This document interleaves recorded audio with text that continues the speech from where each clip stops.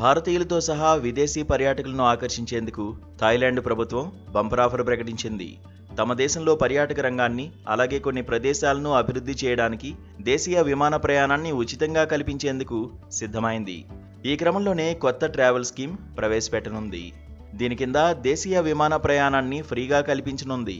థాయిలాండ్లోని Phuket, Bangkok వంటి ప్రదేశాలకు మాత్రమే విదేశీ పర్యాటకులు ఎక్కువగా వెళ్తున్నారని గ్రహించిన ప్రభుత్వం వారు మిగిలిన ప్రదేశాలు కూడా చూసేలా తమ దేశంలో విమాన ప్రయాణం ఉచితం చేయాలని చూస్తున్నట్లు సమాచారం.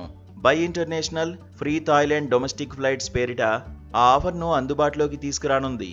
ఈ ప్లాన్ కింద దేశీయ విమానాల్లో ప్రయాణించే వారికి వన్ వే టికెట్ ధర 1750 బాత్, రౌండ్ ట్రిప్స్ అయితే 3500 బాత్ను ప్రభుత్వమే ఇవ్వాలని యోచిస్తోంది. ఈ ఏడాది ఆగస్టు నుంచి డిసెంబర్ మధ్యలో ఈ ప్రోగ్రాం అందుబాటులో ఉండొచ్చని అంతర్జాతీయ మీడియా కథనాలు వెల్లడించాయి. థాయిలాండ్కు స్టాండర్డ్ ఇంటర్నేషనల్ టికెట్స్ తీసుకున్న ప్రయాణికులు airline websites, multicity options, fly through services, online travel agents వద్ద ఈ ఆఫర్ను పొందే అవకాశాన్ని థాయ్ ప్రభుత్వం కల్పించనుంది. ఈ ఆఫర్లో భాగంగా ప్రతి ప్రయాణికుడు 2 దేశీయ విమాన టికెట్లు పొందడానికి వీలుంటుంది.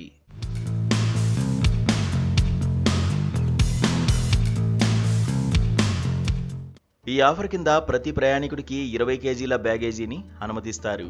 ఈ ప్రాజెక్టు కింద 2 లక్షల మంది అంతర్జాతీయ పర్యాటకులను రప్పించాలన్నదే థాయ్ ప్రభుత్వం లక్ష్యంగా పెట్టుకున్నట్లు తెలుస్తోంది.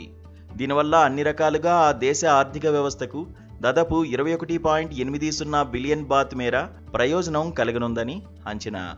అందుకోసం ఆ దేశ టూరిజం అథారిటీ 6 దేశీయ విమానయాన సంస్థలతో పనిచేయనుంది.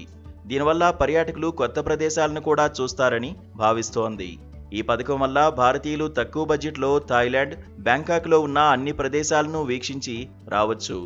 ఉదాహరణకు భారతీయ పర్యాటకులు బ్యాంకాక్లో దిగి అక్కడి నుండి చియాంగుమై, చియాంగురాయ్ లేదా క్రాబీ వంటి ప్రదేశాలకు ఉచిత విమాన ప్రయాణం చేయవచ్చు. దీనివల్ల ఖర్చు తక్కువ కావడంతో అన్ని ప్రదేశాలను సందర్శిస్తారు.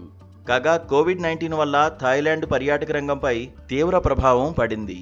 మళ్లీ తిరిగి పుంజుకోవాలని థాయిలాండ్ ప్రభుత్వం ఈ నిర్ణయం తీసుకుంది. దీనివల్ల అన్ని ప్రాంతాలను పర్యాటకులు చూస్తారు.